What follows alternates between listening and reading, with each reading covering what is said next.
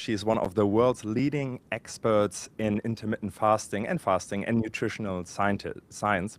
And she's a professor at the University of Illinois in Chicago and author of the Every Other Day Diet, as well as the Fastest Diet, highly recommended books. Krista breaks down the real science behind fasting, how it affects metabolism, weight loss, and long-term health, and what people need to know to make it work in real life. So besides being an author of best-selling books, she has published over 100 peer-reviewed scientific papers. She has been speaking to students, clinicians, policymakers, and the general public for a long time. And she brings a lot of clarity, credibility, and balance to this conversation about nutrition and empowering people to make informed decisions around what to eat, what not to eat, how to fast and not to fast. So I'm leave the trends out of there and bring the real science in. Krista, thank you so much for making time. I'm generally really excited to talk about this. Fasting is something that has been part of my life ever since I've been a teenager, but I'm sure there's much more that I need to learn or can learn to optimize it. So thank you so much for being on the show. Oh, great. Thank you so much for having me. Look, how did you get, and I would love to start just with your motivation of how you got into this particular topic. Is that something that you've thought about before you went into academia, or was it something that sort of crystallized during academia and realizing that there's a real need to research that and a real tool that humanity could use at this time and point in time? Oh yeah, that's a great question. I kind of fell into it, honestly. Yeah. I was doing my PhD in kind of more of like a calorie restriction human trials, where we were having people log everything that they were eating to lose weight. So just like constant like calorie tracking, carbohydrate tracking. And I realized that people really hated it. So I was Yeah. just like, nobody wanted to do it. So I thought Yeah. to myself, well, do people really have to diet every day to lose weight? Or is there some way that we can kind of like fool the body into eating less? Like it kind of came from that, honestly. So I thought, well, why don't we have a diet where somebody just does kind of intense calorie restriction one day, so 500 calories, and then alternated with like a free day where they get to feel normal Yeah. again. And that's actually what alternate day fasting is. So it's like a 500 calorie fast day alternated with like an ad libitum eating freely feast day. And yeah, people, that's basically the first one that I did. And I wouldn't say people loved that one either, because it's kind of hard to Yeah. do. It's people tend to like it better than constant vigilant calorie tracking. But so some people like that one. And then I also thought next in line, well, what would make it even easier? And that's when I started studying time restricted eating, where people eat within about an 8-hour window each day. So fasting a little bit each day, but still no calorie tracking. Gotcha. And just to put it in perspective, 500 calories compared to feasting, what would be the multiplier that you have to put on 500 calories to get to a normal day, and then I guess more like a Christmas evening dinner? Oh wow, okay. Oh, that's two very different things, People I guess. should eat around 2,000 calories a day. It really Okay. depends. Looking Like it forth. varies, based on body Yeah. composition and sex and that type of thing. But, typically we're aiming for like 500 calories on the fast day. And then what we actually found was that if you let people eat freely the next day, I was scared they were going to go way over Yeah. 2,000 calories, but they don't. They actually just eat about 10% more on that day. So the net balance of it all is that they still are basically, yeah, in a calorie deficit. So yeah, that's what we found out from there. And then on Yeah. Christmas, I don't even know, like holiday eating, it's probably like double that, like I guess it 4,000 depends on where you calories, eat, right? or yeah, who knows? Yeah. Yeah, I guess that's a really extreme day of the year. Um, you've been in this field for quite some time. I found that it got much more airtime in the mainstream than it used to have. I think in the health scene it has always been a thing, but there's also been a lot of misperception of what it is, what it isn't, what you should do, what you can do, and things like that. Maybe just starting with like, where do you think our consciousness around fasting is right now? Like, what do people think it is, and what's really understood? Like, is there still quite a discord between what the public considers fasting and what you would say would be the best way of fasting? Uh, I'm always intrigued to see what people are at. I do find like the questions I got have been like they've been changing for sure. So I found that no one knew about it. I was one of the first people to study intermittent fasting. I Yeah. started back in 2005. So I've been doing it for about 20 years, and it's been like an amazing evolution of just seeing people's perceptions change. So, like, to put it in perspective, when I started studying this, I would give talks at medical conferences in like the mid 2000s, and like doctors and clinicians would like walk out and be like, you're starving people, you're giving people eating disorders, this is craziness. Like, people didn't want to hear it. And it's funny because I just watched when my first book came out in 2013, I believe. And I Yeah. was on like CBS This Morning, which is like a national American Right. like morning show basically. And the host gave me such a hard time because they had never heard of intermittent fasting. They were like, Sure. "What? Why would anyone do this?" And I kind of forgot. I forgot how against it people were. So it was Um, really refreshing to see like, oh, I'm not like fighting people anymore. Like, I'm not like having to be yeah. like, please Yeah. just listen. And then now I found like probably late like 2018 is when it really started to pick up like worldwide. I'm not sure what happened. It Yeah. just became a bit more, maybe more books came out. There's definitely a lot more research at that point. Yeah. But it Okay. became a lot more acceptable. And at that point, people were kind of wondering what it was. And now there's like, and now we're kind of in like the backlash phase of it. So like, I guess whenever anything becomes popular, there's gonna be haters. So I think we're Yeah. on that side of things now because Oh no. what I find is that intermittent fasting, it's not magical. It's no better than any other diet, honestly. It's just another way of controlling how much we eat. So it's not, yeah, I don't think sadly, I think the fasting doesn't play as much into it as we thought. I think a lot of it is kind of eating less and the weight loss, unfortunately, because that's not what I thought at first. But so I don't know. I just think there's just so much backlash. Like, somebody will publish like a really crappy poster at a conference and say that it causes heart disease, and that will get like worldwide media attention, yet stuff in like New England Journal of Medicine nobody will listen to because it just shows that it's like just as good as any other diet and might help out a little bit. So I don't know. That's a great question though. It's the evolution of its popularity and haters and all that has been really Yeah. interesting. Yeah. Yeah. When it comes to haters, by the way, I feel like that gives you an indication of how popular and impactful it is. Yeah. That's sometimes how I look at it, because I remember, selling infrared saunas, people would talk about like, you microwave the body, and why would you not do the traditional? And, like really fundamental questions. And I'm like, oh, really? You are at that level? Fair enough. Whereas that's a question we hardly get nowadays. And so, like, I guess, it's there are lots of billions of people, and before, I guess, things change, something has to happen. By the way, my theory would be biohacking had a lot to do with this.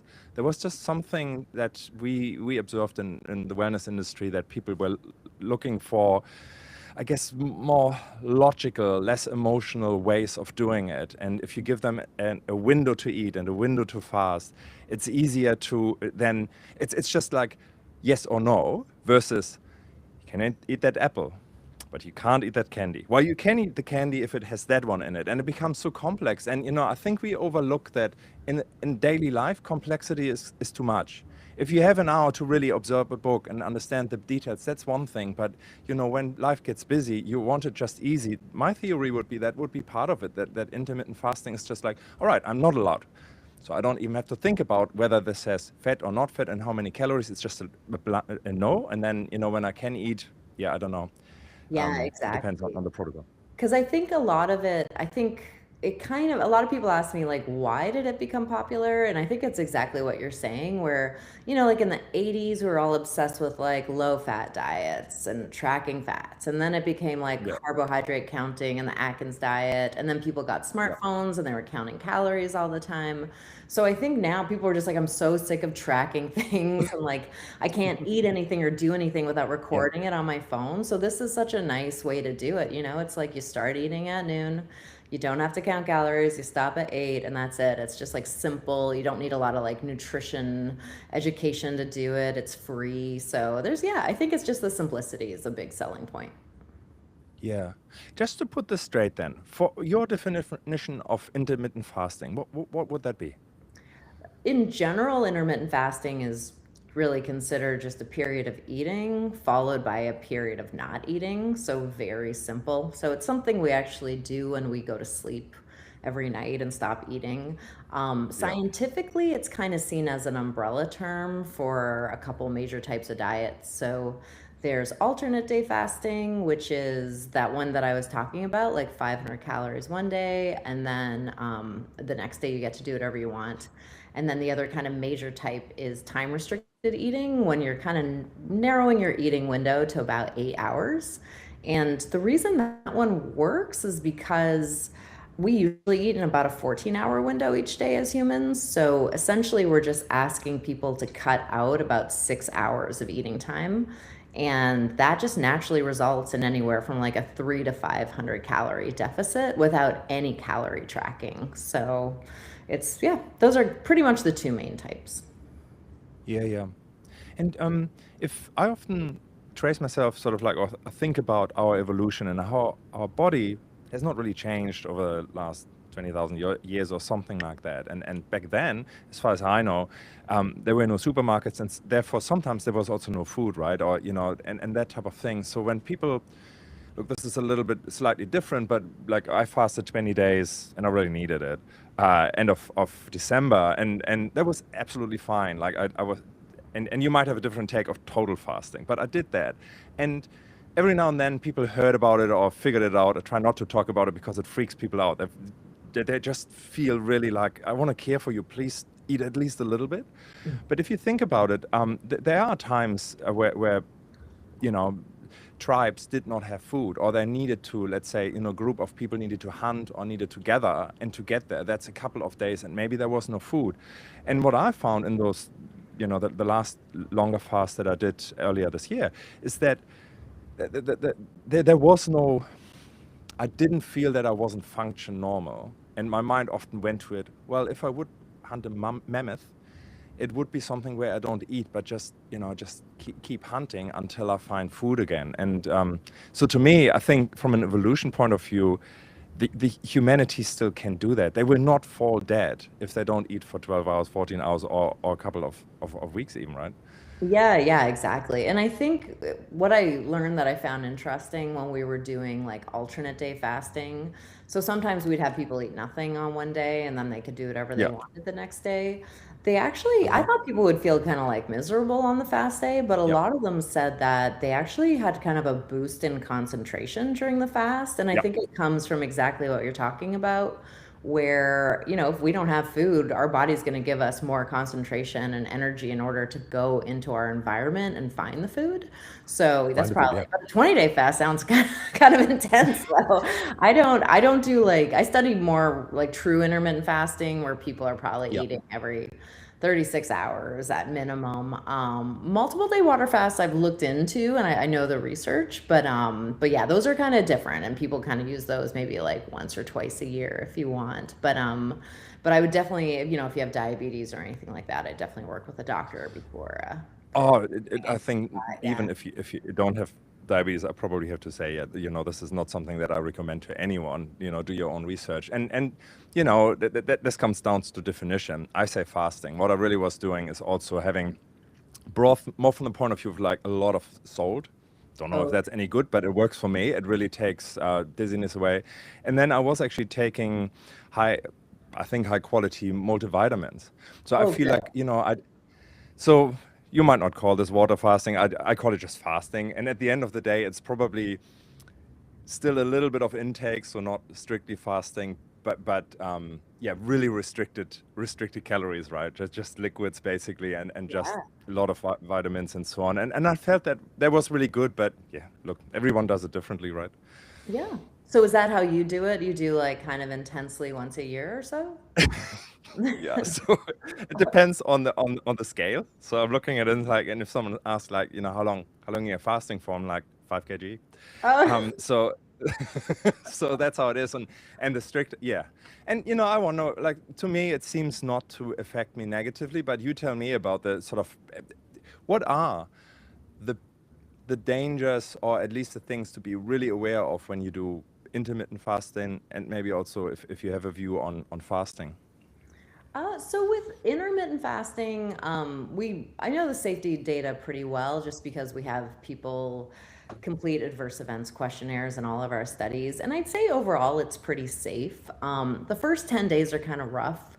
It just takes your body a while to adjust to that kind of new eating pattern. It kind of feels like when you're traveling internationally and you get that jet lag where all of a sudden you're eating breakfast 7 hours before your body's used to it. So people feel like a little bit nauseous, or there's like constipation issues sometimes. But after about a week, most people feel okay. Sometimes it takes up to 2 weeks.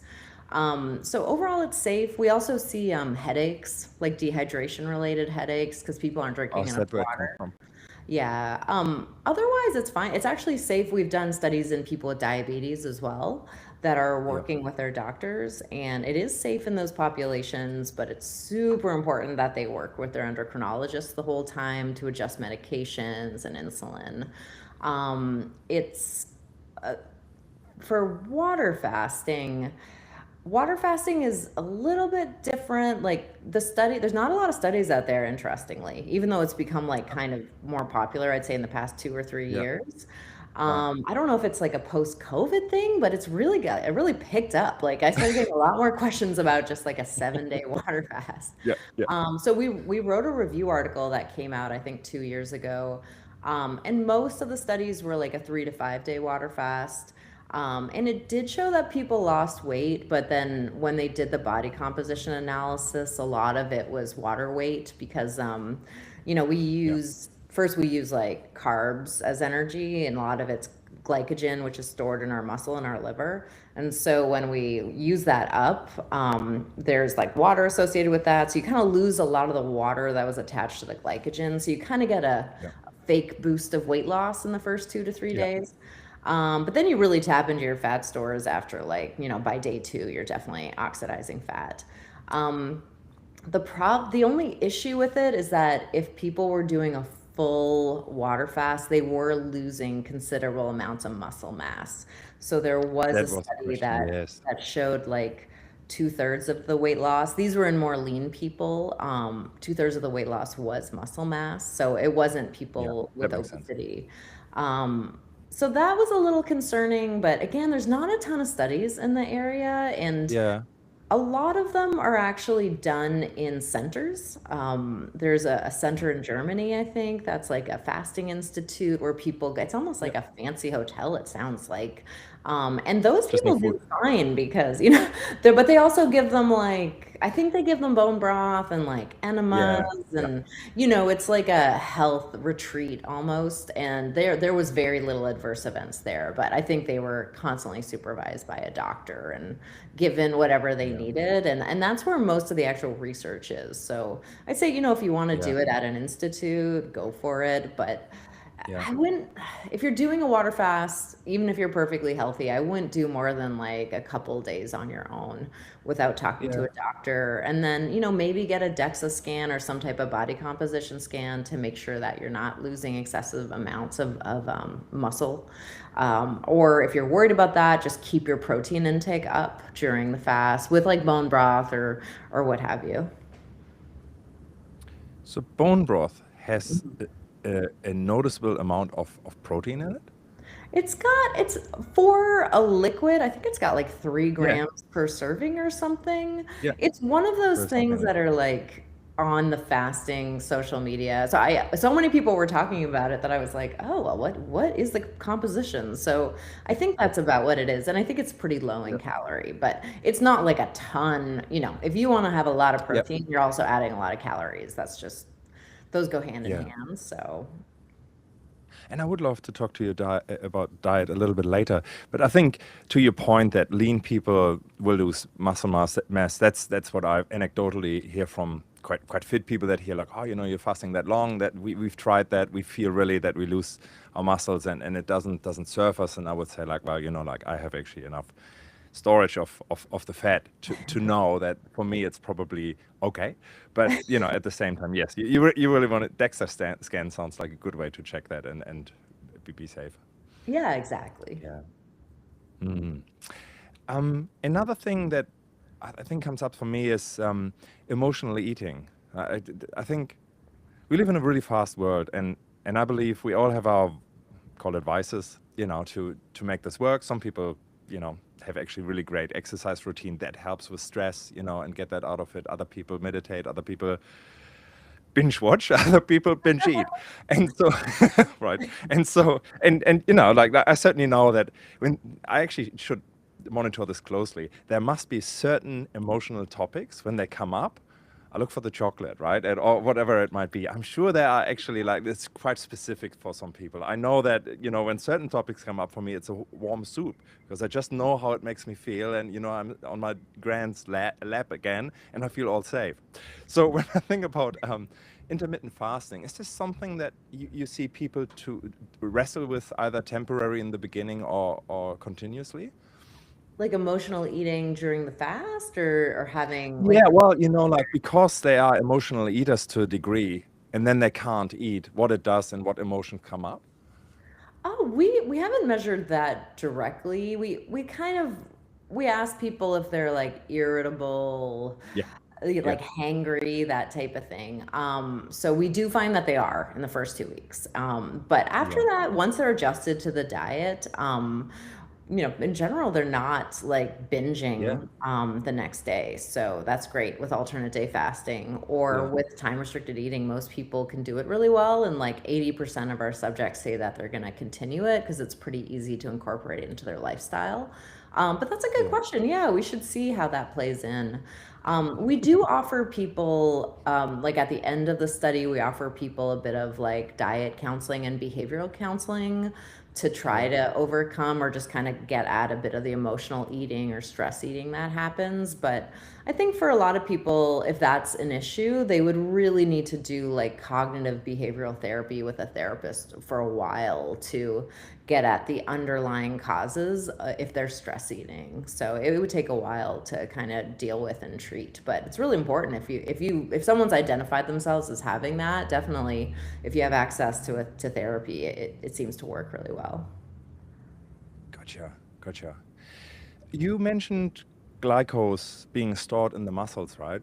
Mhm. Is there, I'm just trying to figure, like, I understand that this is basically a store of immediate energy available to us. And if we eat too much, carbohydrates or whatever creates glycose, then the muscles can't take it anymore, and it's put aside as fat, I suppose, in Yes. fat storages.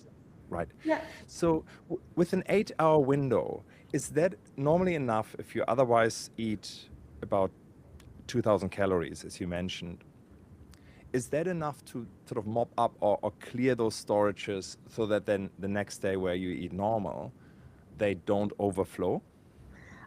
So what's happening in the 8 hour window is that, if somebody needs 2,000 calories a day, because we're shortening their window from the normal 14 hours down to 8, they're not eating the full 2,000. So they're just eating less. They're eating about 300 to 500 calories less than they normally would. So they're definitely not putting stuff into their fat stores. They're probably, in the first like 4 to 12 hours of fasting, that's when you use up all of your kind of sugar and carbohydrates floating around in your blood and then in your muscles and in your liver.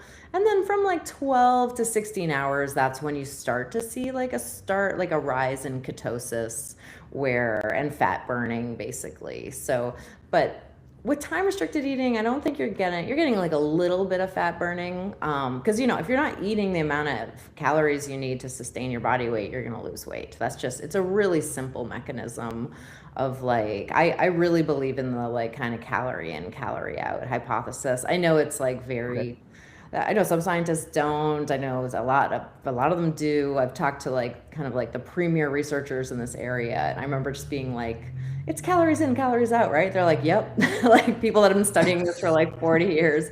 It's just like if you don't, your body needs a certain amount of calories per day. If you don't offer that, it will tap into its stores to compensate for that. So that's where the weight loss is mainly coming from.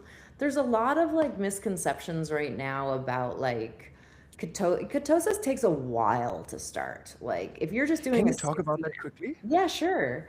Um, this is one of the major misconceptions, like ketosis and Great, autophagy. great. If Let's you're, let's yeah, clear this up. oh yeah, no problem. This is why, yeah, this is why I was hoping to do a bit more on social media as well, just because of the amount of stuff I hear. I was like, yeah, that's not right.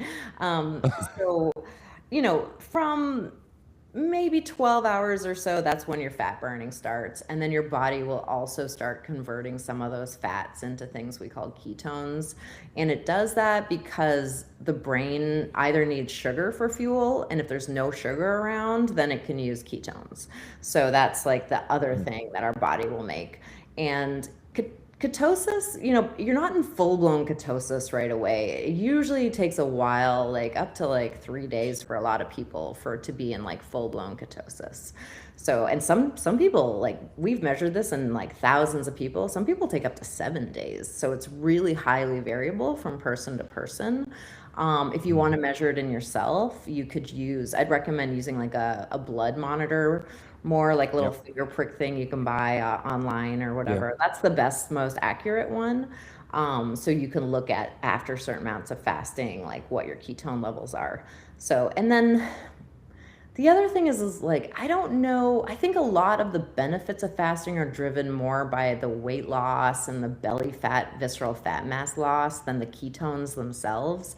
I think people just kind of jump on the ketones because it like sounds cool, and it happens eventually with fasting. But if you look Mm. at the literature, there's not a ton of like direct ketone effects. Like it does help a little bit with insulin resistance, but most of the benefits are just because you're decreasing your fat mass, and fat inherently is like a very inflammatory tissue, so you're kind of like lowering inflammation as you lower fat mass. So I think that's probably the main mechanism. And then the whole autophagy thing, so you know about autophagy, and have you heard Forgot. about it or I have, but I forgot. yeah, yeah, it's fine. It's so many. I'm glad it used to be like extremely popular, and I think people realize it's kind of like BS, honestly. So I was like, oh, great. So now I don't have to talk about it so much more.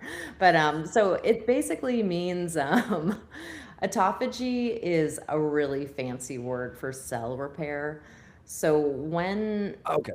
yeah, so when our bodies are day to day, where most Americans at least are kind of just like constantly eating. So we're like either Yeah. snacking or we're drinking something with calories. So basically, our body is just constantly being bombarded with nutrients. And when you do that, the body's really busy because it needs to just put stuff away and metabolize stuff. So when you stop eating for probably like at least 24 hours, it would take, you get this thing called autophagy that kicks in, which means that your body kind of has a chance to like look like it's like, oh, I don't have to deal with all this food coming in anymore. Okay, well, let's do some housekeeping. So your Yeah. body has a chance to kind of look inward at itself and say, okay, what needs to be cleaned up? What cells need to get tossed out? What cells need Yeah. to be recycled? So autophagy just means like cell cleanup, basically. But a lot of like, there's a lot of influencers saying like, right at 16 hours, you got autophagy and your cell repair is in maximum. And it's like, no, like The other thing people don't understand is like we can't even measure autophagy directly in humans. Like there's all this like it's all most of those studies come from like worms and yeast. Like not even Oh, anything similar. Like maybe a couple of mouse studies, but yeah, like if yeah. it's so funny because there's so many like products being sold about like boost your autophagy at this hour and I'm like, okay, sure. Oh, Like that's a bit sad. so it's a lot of it is just kind of lies to sell products. But autophagy definitely happens in humans. We're kind of guessing it happens after a day or so of fasting. It's a very important mechanism, but I wouldn't start buying products for it or anything. And you're more Yeah. likely to go into it with a multiple day water fast. Yeah, okay. Yeah, that makes sense. And to your point of ketosis, I wonder whether, it's a little bit of an indicator maybe of where you are at with your fasting versus that the ketones really do the work. But it's like, yeah, when you run out of, immediately available energy and food, then your ketones go up because they indicate that that's the case. Yeah. But it's not the ketones that burn the fat. It's more like, well, there's no more calories coming in, therefore we're going to the fat. It just happens that ketosis is just something that indicates that we are now at that point, but it's not so much about the ketones, maybe, huh? Yeah, yeah, they're just made from the fat. So they're an indicator of how Mm, much kind of fat burning's going on, I yeah, guess you could say. yeah, yeah, yeah. So does that then also mean that if I eat, a ketogenic diet, which normally has very low carbohydrates, really a lot of fat and protein, I want to say, um, that that really that is not connected to necessarily weight loss as such, Well, or is it? ketogenic diets are basically like usually really low carbohydrates. Yeah, So again, like your body will rely on in the first like 12 hours or so, it yeah, relies on like carbs and sugar. And then once those are all gone, that's when it taps into fat and starts making those ketones. So if you eat no carbs, then you're definitely going to go into ketosis faster because yeah, it's just basically your body transitioning from carbs to using fat for energy. But yeah. yeah, so after about 12 hours or so, you're going to be making ketones. If you don't have any carbs, that will probably happen sooner. What is your take on sort of the combination between carbs, fat, and protein? Like, is there something that you think is the sweet spot? Of course, everyone is different, and it depends on the sex and probably of the part of the month for the women and maybe for the men as well. But like, would you say like so the golden path sort of looks a little bit like this? Do you have a bit of a template there of what a good composition looks like of food? I that's a good question. I I still think, and I don't know, maybe people would disagree with this, but kind of just what the Nutrition Institute still recommend where, oh, sorry, not anymore with the new dietary guidelines. But yeah, in America, I don't know if you heard about those, but it's like a The Venn sad diagram. pyramid, Sorry. the pyramid. Yeah, did you hear about all that? I have seen the pyramid, which is yeah, yeah. So very The new like one? is a pyramid. Oil is on the top, then you go lower, and what should be the staple is like more vegetables, that type of thing. Have you heard about the controversies in America of how the new administration completely flipped our food pyramid? No. Oh, I don't know if I should go do it too much. I'll probably get my cell phone Well, tapped like if you just immediately. compare it to your view, maybe just Yeah. say, like I how would I you do think it and that how do they think? Yeah. I think it's fine to have like 40 to 50% carbs, honestly, up to 25% protein, 25% fat is fine. I do Yeah. think that people should avoid like low fat food products because those have a ton of sugar in them. So try not to do that.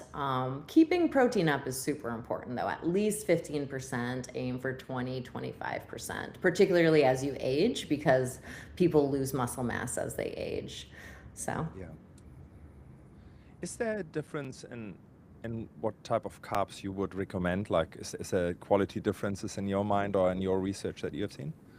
Definitely kind of like whole grain carbs are way better. Stay away from like processed foods if you can, or try to Yeah, minimize like, because all processed foods just have so much added sugar. So the yeah, very typical nutrition guidelines, like I've been studying nutrition now for like what, 25 years, and I'd say everything that they've been saying, like anything in moderation is fine. Whole yeah. grains, emphasize fiber, less processed foods, more fruits and vegetables. Those are just kind of like the things that I think people should follow. I think it was like Michael Pollan that said, "Don't eat anything your great grandmother wouldn't recognize as a food." And I really like that, where it's like, where if they're like, "What Yeah. is this? Like a yoo-hoo or something?" You know, just like, so just, try to eat things that like come from the earth or the animal almost directly if you can.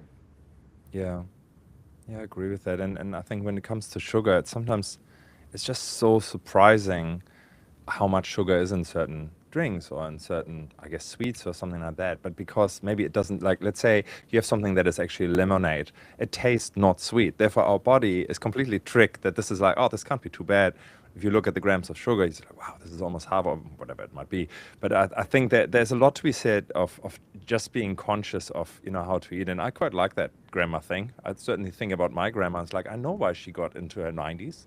Like Yeah. it makes sense because she ate a lot of, food that sort of grew around where she Yeah. was, and she pressed a lot of that, and she didn't, yeah, not a lot of really highly processed stuff, and I think that alone makes a huge difference. Oh, absolutely. Yeah. Mm. What other health benefits do you see when you look into intermittent fasting, people starting or continuing to do intermittent fasting? Like what are the main things that you see this really can help them to achieve? I think it's really powerful for diabetes risk lowering. Okay. The main benefit, since we've studied it in so many different population groups, is really it helps lower insulin, which makes sense. Insulin is basically a hormone that just puts sugar away in your cells. So when you're not constantly eating, your body doesn't have to release insulin to put food away anymore. And having insulin floating around a lot is not great. So you want to lower that, and then that can also decrease insulin resistance, which is another big thing that intermittent fasting can help with, which is basically like your body will become more efficient at putting away sugar quickly, which can lower diabetes risk. And then, And it, yep. you go. No, you go. Okay. And then, so that's kind of diabetes for sure. And then there's some benefits if with like blood pressure lowering, cholesterol lowering as well. But those tend to only be seen if somebody loses about 5% of their body weight. And then also if they kind of start out unhealthy, like it's hard to lower your cholesterol if it's already good.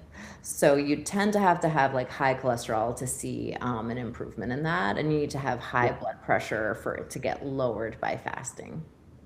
Yeah. Insulin resistance is not a small problem for the Oh, American and I think the global population, right? yeah, it's huge.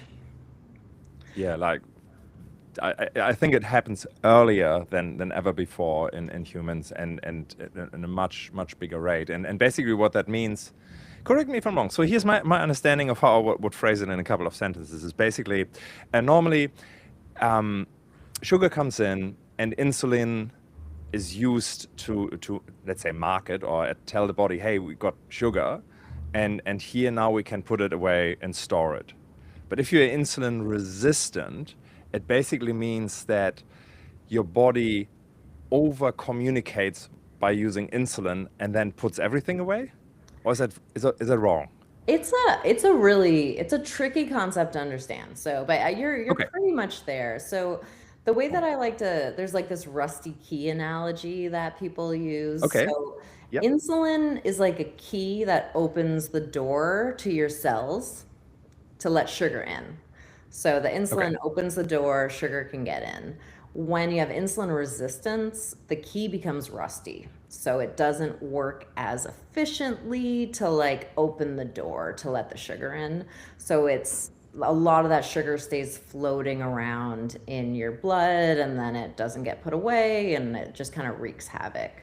So insulin resistance just means that your body is not putting away sugar in a good, like it's just not doing it very efficiently anymore. And that really raises the risk of diabetes. Right. What exactly is diabetes?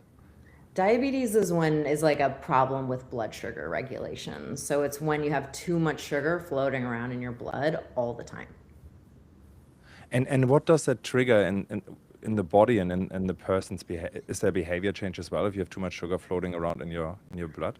Yeah, yeah. Well, there's like a lot of long-term effects. Like I'm sure you've heard of like people that need like amputations because the sugar will actually like start I don't know all the mechanisms, but basically Yeah. it can like act on the nerves and it can give you a bit of Wow. like paralysis. And you'll get like numb fingers and toes and stuff like that. It can impair wound healing. People can go blind from it. And it's literally just like the body can't put away sugar. There's just sugar floating around in your blood all the time. And it's just wreaking havoc. It's just like getting into places it shouldn't be and making cells not work properly, basically. So it's, Right. yeah, like the long term complications of diabetes are really, really rough. Yeah. And so one way to maybe stay away of having diabetes or regulating how severe it is could be intermittent fasting. Oh, absolutely. Yeah.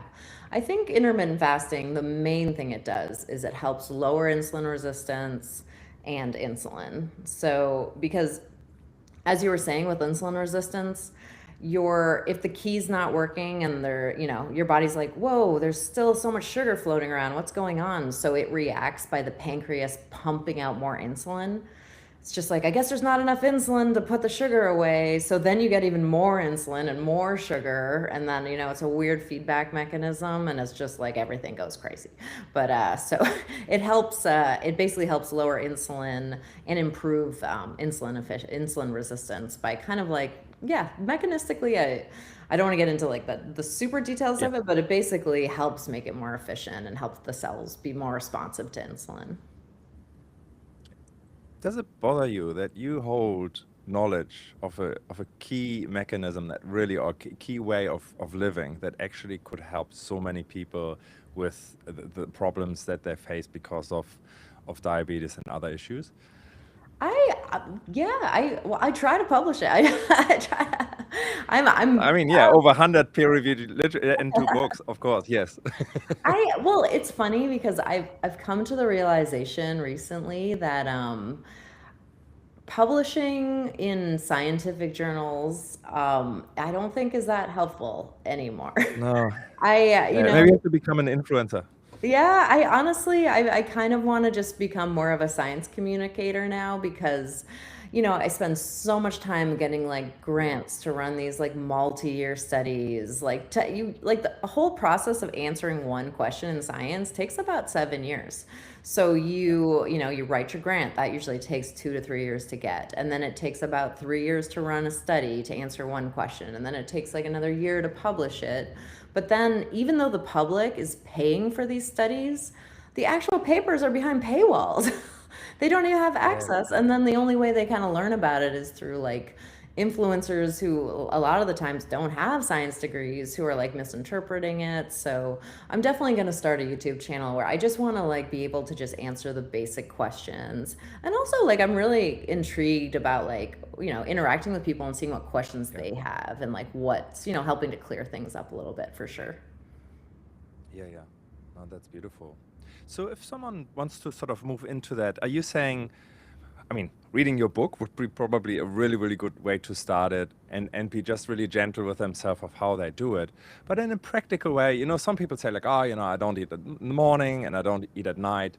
Do you find that if someone hasn't done it before, that there will be probably a likelihood that one is easier, let's say, not to eat when you get up versus not to eat early at night? Do you have any data on that? Or Uh, it's so if somebody wants to start like the 8 hour eating window, you mean? yeah, Um, I say for the person, they should just place that window wherever works best for them. yeah, The reason we study like 12 to 8 is because a lot of people don't want to skip dinner with their families. Because the yeah, nighttime meal is like socializing meal or after yeah. work drinks or, like whatever it is. So we find the best adherence with that, but it's actually healthier to place the window earlier. So our bodies are a lot more sensitive to insulin in the morning. So we can put away food really well right when we wake up, we can deal with nutrients. Like we're like primed to deal with nutrients right when we wake up in the morning. And then over the course of the day, we become less efficient at it. Like our bodies are just like, it just gets tired and it doesn't want to put away nutrients as well. So shifting the window, let's say like 8 a.m. to 4 p.m. can actually help lower insulin resistance even more, just because you're working with your body's like natural circadian rhythm of when it's best at processing food. So if you Yeah. can do that, please do. But it also means that you can never have dinner again with your family because they're probably going to Yeah. eat. Like, I guess it depends on your food culture, but most people are eating, you know, Yeah. 6, 7 p.m. Latin cultures eat around like 10 p.m., you know, so it's, Yeah. yeah. There's a German saying, maybe that exists in English as well, is that eat in the morning like a king and at night like a beggar. Do you have that in English? Something along those No, lines? the American one would probably just be like eat all the time. Like, I don't know. Yeah. I'm Canadian myself, but I definitely, Okay. when I first moved here, I was like, fasting just seems like so un-American, you know? Like I'm telling people not to eat, and that they were just like, Yeah. "Who are Yeah. you?" So, but that's great because some cultures it's like eat a lot. I've heard it like in a lot of European cultures. I actually thought it was lunch, like in France and stuff. Isn't it more Yeah. like the midday meal's Yeah. the biggest meal? Yeah. That's the Um, like traditionally in Germany, it's the warm meal is at lunch. oh, Has okay. shifted, but yeah. But in Germany, they're telling you to eat the most at breakfast though, or Yeah, oh, that's the really? saying. Wow, Yeah, that's you eat great. I like a haven't heard king in the that. morning. Yeah. Okay, well, that's I don't know smart. why that is, but it might be also, I mean, sometimes this is shaped by how people work and how people live, right? So it Yeah. might be that they eat before they go to, whatever back in the days where their jobs 100, 200 years ago. And therefore that's where they would eat and then not for the rest of the day. And I don't know, I guess they would eat it again at night. But yeah, the saying goes like like a beggar, so not much at night. Yeah, just a smaller meal. And that's a great way to live for sure. Seriously. Like just Yeah, based on all the yeah, science, try to, even if your window kind of starts a bit later, still eat the most food earlier in the day and eat yeah. the least amount later in the day. Do you have any view on splitting protein and carbohydrates? Is there any upside on that? Like how much to eat or like how much No, protein more or like I eat my protein and maybe vegetables separate from anything carbohydrates, like basically splitting it rather than having all three fat, protein, and carbohydrates all in one meal.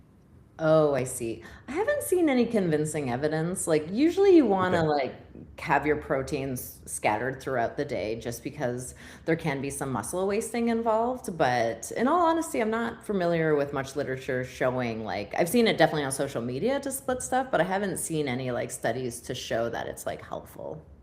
As long as you're like Fascinating. eating like less processed foods, that's like the most helpful thing to do, like less processed sugars, like at all. That, just try to avoid those as much as you can.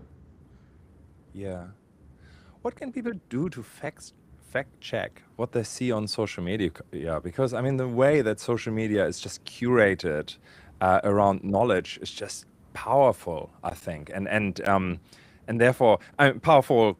Not negative or positive. Is just powerful, right? So Yeah. when you see a message in that context, like wow, that makes sense. Yep, that would be so.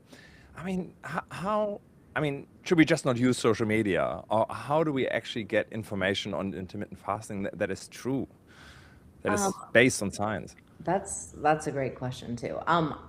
So when I personally go on YouTube to find out information about like health or like skincare or something like that, I like to go to the influencers who have like medical degrees. So now YouTube will Okay. have, and I'm mainly on YouTube. I don't go so much on like Instagram or TikTok. They'll have a thing Yeah. that says this is a licensed medical doctor.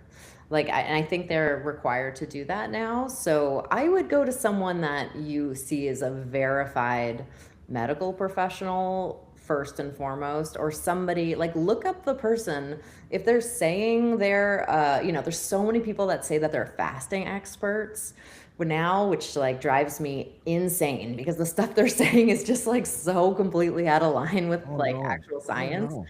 Um, yeah, I don't mean to like knock the chiropractic community, but like there's a lot of influencers there that, that are not based in science. Like holistic medicine, I think is really important, but maybe fact check what they're showing. And if they, if they're citing studies, that's great, but maybe look at the links they're putting and see if they're, you don't have to be able to read the study, but the abstract will usually kind of try to support what they're saying. So, but that's definitely something I want to do too. Like actually like show, like put a link to the studies. Like people might not be able to read the whole study, but you do have like, you can see the summary, so the abstract of the study, just to make sure it's supported. Like what they're saying is supported by that. But it's a really, that's a really tough, it's tough. It's tough for the general public to know that they're like not getting bamboozled by somebody who's trying to like sell them a book or like a product. So it's Yeah. tough. Like, but I'm a professor. You can look me up. I have a job at a university. I have like grants and like my scientific publications will actually pop up. So that's the first thing. And people say that they have like, a lot of people are like, my research, and it's like, okay, well look on the internet. Do they actually have any real research? Like, so Yeah. just do a bit of digging. Yeah. Okay. That's great advice. What's your personal approach to, having balance in life, bringing the intermittent fasting in? Are you quite rigid, or do you play around with it a little bit, or how do you do that? I try to not eat like after dinner. So I've kind of always done that. I've always been kind of like normal weight, so I've never really struggled with like weight issues. Yeah. But I'm also not a morning person, so I don't really wake up until like 10. Like I'm like, No, yeah, really, yeah, really. I sleep for like I sleep for 9 hours, but I'm in bed for probably like 10 hours. So Yeah. I'm like, I really emphasize sleep. So it's pretty easy for me to not eat after dinner because I don't even start eating Yeah. until noon naturally. So, Yeah. so for me, it's pretty easy to do that. And then I try to just have like a work-life balance too, of like making sure I see my friends and family and not spend too much time just like in front of the computer, and just get out there and like see people and enjoy life and go outside, and all of that I think is just so important. Get enough sleep, but social interaction I think is extremely important. I think people kind of ignore that, definitely in our like kind of Yeah. post-COVID environment where we realize like isolation really hurt people, but I think it's really important that we get off our phones and get out there. It just helps so much with like mood, and obviously exercise too is super important, but I think socializing is far more important than I thought it was. Yeah. I sometimes talk to people that experience ADHD themselves, or in their children, and there's a huge connection between the screen, for example, and that. And let's just say, yeah, in general, it's sort of like how their social life is organized, how much pressure there is as well of doing certain things. Um, yeah, I didn't grow up with much of a schedule. Maybe that was just me, but I certainly know that I can see that stress does all sorts to people, and affects then also how they sleep, and how their health overall is. Yeah, yeah, absolutely. Can you talk a little bit about the importance of sleep? Have you looked into it a bit? I'm not a sleep researcher, but we have measured changes in sleep with intermittent fasting. In general, they're advocating like 7 to 9 hours of sleep. But we find like in our subjects, people are only sleeping like 6 hours on Yeah. average. These are like people with obesity. So when we measure sleep in our studies, we're trying to get them to kind of like sleep a little bit longer. Unfortunately, we haven't seen sleep duration increase that much for people, but we do see a bit of sleep quality improvements. So the main thing fasting can kind of help out with is lowering gastric reflux. So if you're not eating, let's say like 3 to 4 hours before you go to sleep, you have less chance of Yeah. getting like gastric reflux, which can really interfere with somebody being able to go to sleep. So, because Okay. you're lying down and all this food and acid Right. coming up and burning you, and like, it's like preventing you from going Right. to sleep. So fasting, we're basically telling people, don't eat right up until the minute you go to sleep. Give your body a break, 4 hours. And so it has improved sleep quality a bit. And then also if people have lost a lot of weight in our studies, like some people lose like 40 or 50 pounds, that lowers sleep apnea, like the Yeah, risk of okay. it, and then also some of basically just some people have actually just gotten rid of their sleep apnea from losing a considerable amount of weight. Do you consume caffeine in any way? I do, yeah. I'm not like a crazy. I When I was a student, I was definitely like drinking like I don't even know. It's probably Yeah. embarrassing. I don't know, like 6 cups of coffee a day, but I do wake up in the morning and have a cup of espresso. Yeah. But then, so the reason I ask is because I know every now and then I overuse caffeine just to push through it through a busy time and that type of thing. But it really catches me during the night, and not so much that I can't fall asleep, but I would wake up earlier or Yeah. in the middle of the night and can't go to sleep. So you're basically saying, if I get your routine right, midnight is when you go to bed. You basically then 12 or 13 hours later when you get up. Oh no, sorry, you don't Oh, get up at midnight. yeah, Okay. yeah. 15 Yeah. hours later, I get it. I No, I wake up around, I probably Yeah. like around 9 or 10, I'll get up. Yeah. Okay, right. So you have your espresso, and then you basically have a whole day to go through this caffeine, like to Yeah. reduce caffeine. Like that's what your body does, right? And I think that's a great trick because it basically means by the time you go to bed, that is 14 hours late. Oh, no, not even 12. Yeah, something like that. Between 12 and 14 hours. Yeah. That makes good sense. Mm.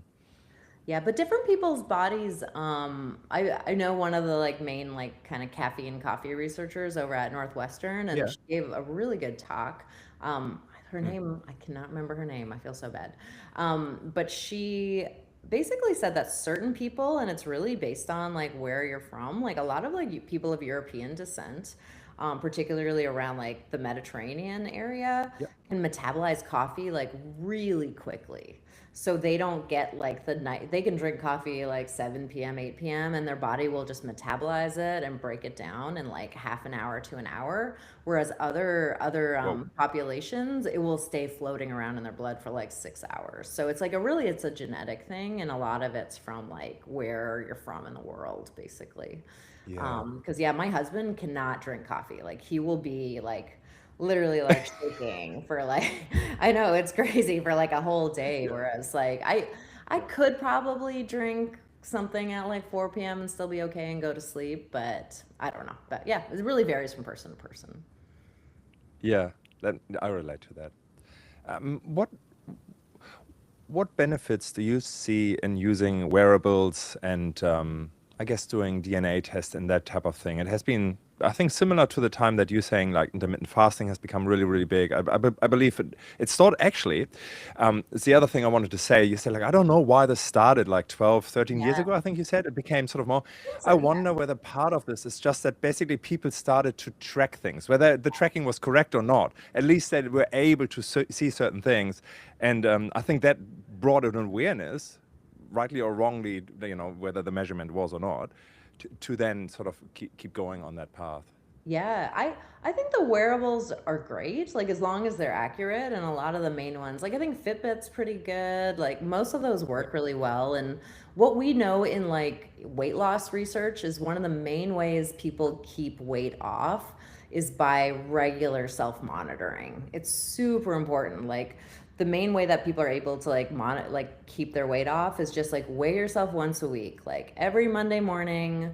Just check, because that way if you start to see it go up a little bit, you can start to like make an action plan and maybe eat a little bit less like daily the next week or something. So I think people tracking themselves is great, as long as they don't become like obsessed with it. But and as long as the Yeah. monitors are accurate, because there's like I always tell my students when I teach them, like when people go to gyms and you're on like a treadmill, it will tell you that you've burnt like 1,000 calories, which is like a total lie.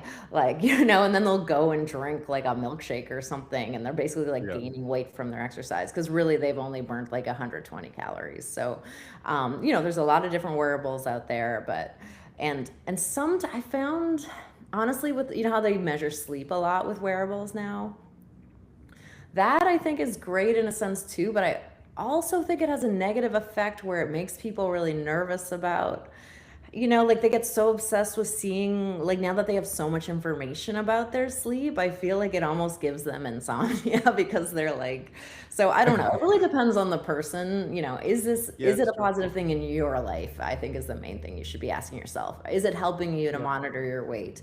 Is it making your sleep better? Are you exercising more or taking more steps? Then wear it. But if you're just like freaking out about it, just take it off. Yeah. Yeah, no, I relate to that. I know a person that won't come to work unless the score is above 95 of the Aura Ring, the overall readiness score. A Wow. very healthy person. But yeah, I think that's extreme. I did listen to the latest newsletter of Peter Diamandis the other day, and he was talking about, like many things will be measured around us, and, the composition of our food might in a few years be really based on certain senses that we have. And I think that's really good. But, I think what we forget is, and you hinted a little bit in various things that you said, everyone is so different. And it's really hard to, to really get down to that level of individually, this works for you and this. And I still believe often our gut feeling is actually pretty good if we really look at certain things of what's with the coffee, for example. I can tell you, like, coffee is not something like, I'm not quite like your husband, but I'm also not like I certainly know it's not a good thing for me. So if Yeah. you Whereas drink other it, things like in the no, afternoon, I just know, and I think, if I would look deeper, I know that, liver is certainly not the strongest of my organs, and I think that has something to do with that. But you just know that, and then you stay away from that, or you create a routine that sort of helps you having the right habits. why do you think your liver's not that strong? Are you getting like bad liver tests back or something, or just like a All right.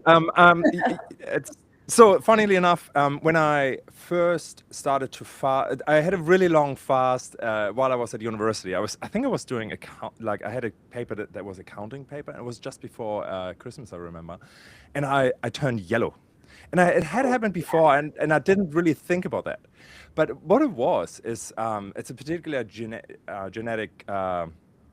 Disease that the bilirubin just doesn't yeah? get broken down by the liver, and therefore you look yellow. They freaked out. They took me to the hospital, and I got all the all the vaccination against, what would it be? What's a liver Like disease? for jaundice, you had jaundice A, from, B, C. like hepatitis A, B, or C. Hepatitis A. Yeah, exactly. I Oh, think it was that one. Anyway, and turned out had nothing to do with that. But that's one reason. The other reason is like, and you might not subscribe to science, if you call it science, sort of around iridology would say, like, like if you have your light eyes, it normally hints to that you don't have a particular strong liver. It has come up like every now and then, like with diagnostics from very different sides. It's always the liver. So, and it makes sense to me. I don't drink alcohol. I don't find that okay, works yeah. particularly well, and so on. But like whether I could actually prove it or have found. Is there a test to tell me whether my liver is doing good? Yeah. Yeah. So if you go in for like your annual checkups with your doctor, there's like Yep. AST and ALT are your liver function tests. And but if your doctor's never mentioned it before, your liver is probably running fine because they'll take a blood test and measure like 30 things. So, Right. but yeah, I was just wondering if those came back weird because then yeah, those mean you could have a problem with your liver. The most common thing is fatty liver, where like it's Yeah. Yeah. not processing fat as well. So. But I haven't heard about the eye color thing. That's interesting. Oh, iridology is mind blowing. It's quite old, and Oh, the funny thing, it's really quite. Just try it for fun. Just try it for fun. I mean, the story that I've told on my podcast before, and it only takes 1 minute. Basically, a friend of mine, when she was sort of young teenager, she stopped being able to eat. Like she just vomited it up for a whole week. oh. And her mom, being actually quite conservative, went to doctors. The doctors couldn't find anything wrong. And I don't know why. I do not know the mom well, and I don't know why she did it, but she took her to an iridologist. She just wanted to do something completely different. So, like, okay, maybe there's the answer. And the iridologist looked in my friend's eye and said, "Did you have a car accident or any other accident?" And she said, "No." But, and then she thought, no, almost. We got off the road and we Oh. broke really, really hard, but we didn't actually bump into a tree or anything. They lived on a farm. And he said, well, it looks like something is out of line and you can't actually take food down because of the bones being, misplaced. And so she went to a chiropractor, I think, afterwards, and he could see that the ribs were actually blocking the path. Oh, wow. The crazy thing is just the iridologist saw that in the eyes, and Yeah. I've done it a couple of times, and they can see my history based on that. They said like, oh, you must have something really wrong with your digestion. I said like, yeah, I'm missing 10 centimeters of my intestine because it was taken out when I was young, and they're like, yeah, that makes sense because we can see Wow. that here Oh, and here. okay. Yeah, It's I've crazy. honestly never even heard of this. So I'll check it out. Do it's fascinating, and if nothing else, I always take anything like that with a grain of salt, but say, well, at least it's a hint into a direction. I'm not freaking out. I'm not, I'm not saying, oh man, I have to stop everything I'm doing, but it gives me a hint of maybe where to experiment a little bit. If someone would say, like, let's say I'm drinking a lot of coffee and alcohol, and someone says like, you might do better, well, based on my diagnostic, I would say this is not the best thing to do. Maybe then stopping that for a week and seeing how one feels is a good way to experiment without going crazy or buying into their particular view. Yeah. That's at least how I would take it. Yeah. Yeah, sure. Yeah, I'll check it out. It sounds interesting. Okay. Hey, before I let you go, because I know you have to go. Thank you so much for the time that you spent with me. I've normally 4 questions that I ask our guests. That sort of, yeah, I'm always really intrigued, sort of about guests' habits and worldview and so on. So, one of them is, what's the best advice you've ever received? Probably just to like relax and don't overthink things. Just It's a go good with one like for what your researchers. first thought is. It's usually the right one. Like your Yeah, instinct. great. Yeah. And since you are drinking coffee, if you could have a coffee with anyone, alive or not, who would it be? Huh.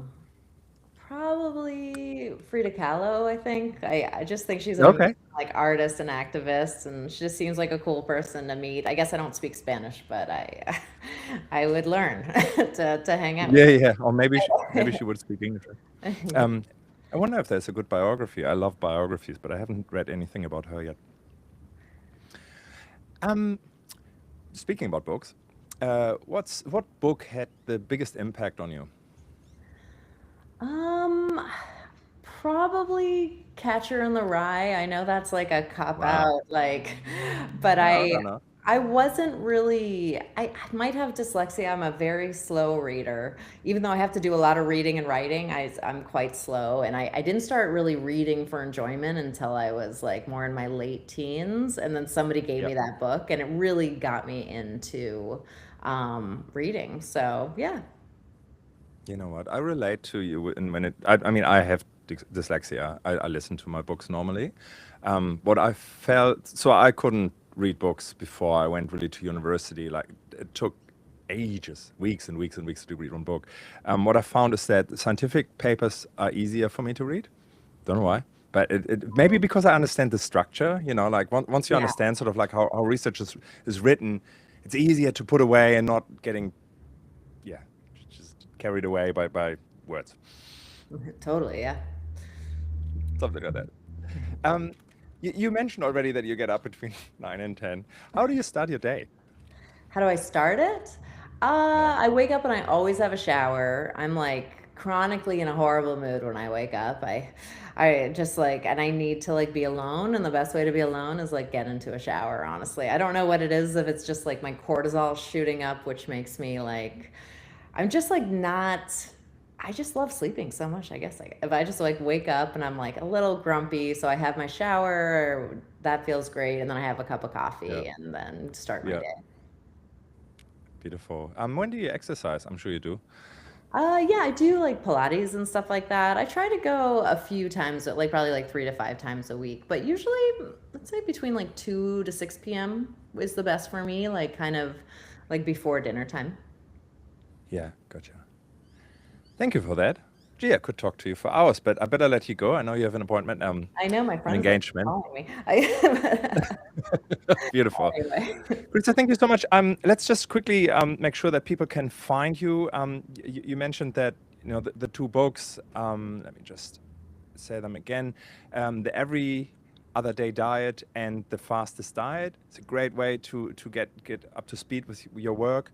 But otherwise, Googling you, I assume, would also get a lot of knowledge about you as well. Yeah, Googling, and I'm hoping to start a YouTube channel on intermittent fasting in about a month or so. So I do have like an Great. Instagram, like at Dr. Krista Varady. So my name, Dr. DR, that Yeah, has some like tips and tricks about fasting and our research. And then, yeah, I'm hoping to launch a full-on YouTube platform soon. So I'll let you know about that. And then maybe we can talk again in like a year or something. I would love that. Yeah. Yeah, And that'd be Krista, great. thank you so much for all your good work. This is amazing, and this is really helping, people to having a healthier life and, making the most out of their life because they actually have a functioning body. So it's thank you so much for putting so many hours and research in it for the last 20 years. Really appreciate it, and I know, the world is a better place because of that. Oh, great. Thank you so much. It was wonderful talking to you. And you, thank you, Krista. Goodbye.